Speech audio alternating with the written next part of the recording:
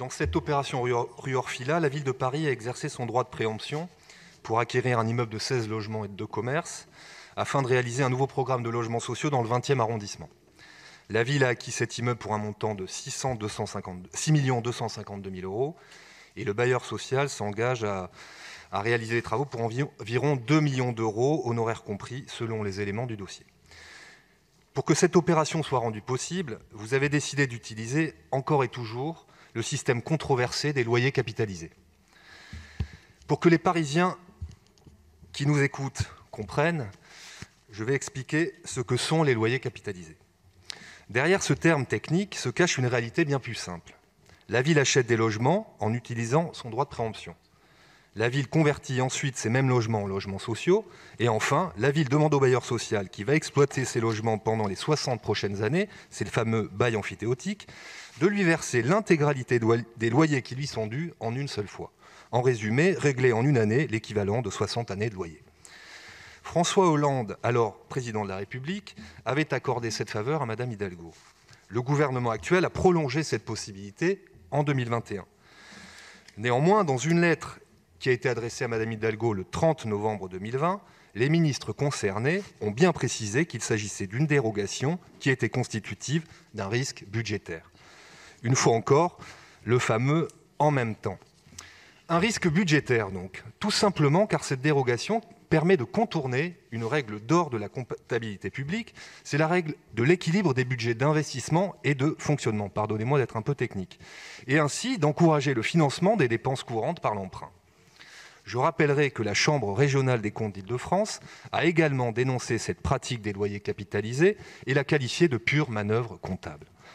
Il s'agit donc d'un véritable arrangement avec les règles de la comptabilité publique et ce n'est pas acceptable pour les Parisiens. Je citerai 2 chiffres. Tout d'abord, depuis 2016, la ville de Paris a acquis près de 20 000 logements en utilisant ce système des loyers capitalisés. C'est donc autant de logements du parc privé qui ont été retirés du marché et qui, pour beaucoup, étaient destinés aux classes moyennes. Cette pratique tire évidemment les prix de l'immobilier à la hausse et les classes moyennes quittent Paris.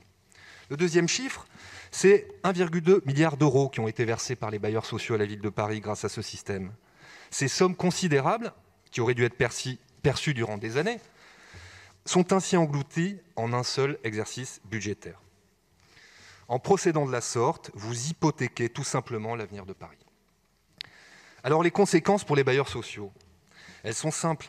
Augmentation de leur endettement et réduction de leur capacité d'investissement.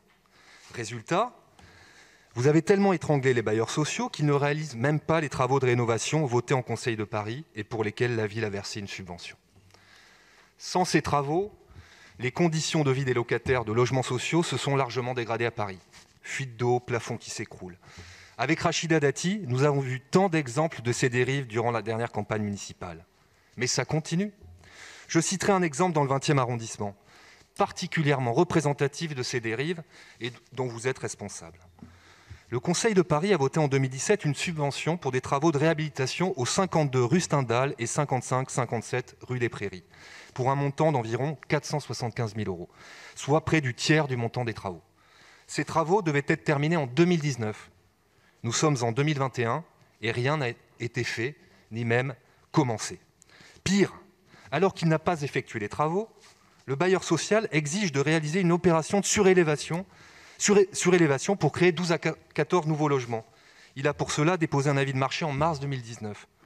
On ne peut pas tolérer de tels agissements qui se font au mépris et au détriment des habitants, des riverains et dont le seul objectif est de densifier, bétonner pour compenser les carences de votre système.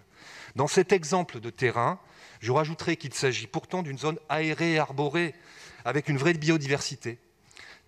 Nous l'avons bien compris, face à l'explosion de la dette, vous avez trouvé avec les loyers capitalisés un moyen d'équilibrer ponctuellement les comptes de la ville, et cela vous évite de faire des efforts ou des choix budgétaires, tout ça au mépris et au détriment des Parisiens. Je condamne fermement cette pratique et notre groupe votera donc contre cette délibération. Je vous remercie, monsieur le maire.